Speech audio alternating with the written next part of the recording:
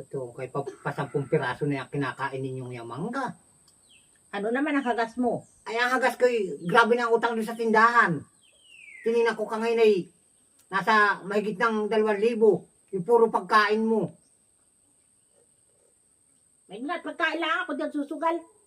Hindi ka naawa sa akin ako butot balat na nakapaghahanap niya pala yung sa paglamon mo lang. Ado. Ay totoong kayo na may bumagal-bagal ang yung paglamon ng ganyang. Ado. Ay totoong kayo wala nang tumigil man lang kayo maski sasang araw.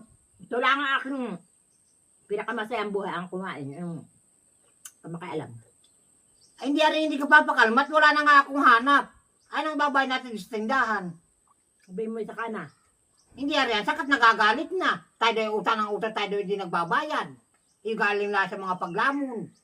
Tinapay, mangga, kung ano-anong idinadakdak mo dyan sa bunganga mo. Ay, ano naman? Ay ano naman wala nga akong hanap. Ado, ay kayo na may maawa sa nagtatrabaho. Maigipay puyudang ko. Oo na, makakuha na ang iyong buhok.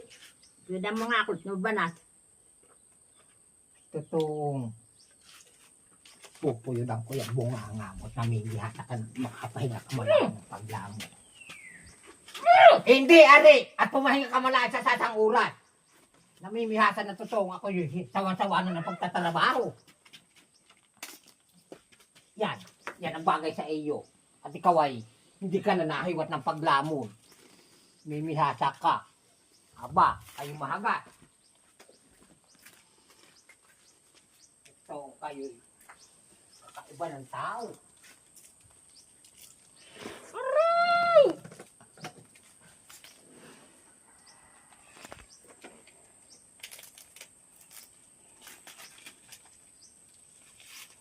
Hindi nga sa inyo, tayo kayo makapahinga ng pagkain.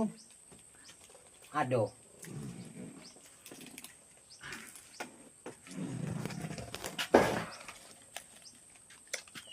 Huwag mo tanggalin at ang ikay makapahinga.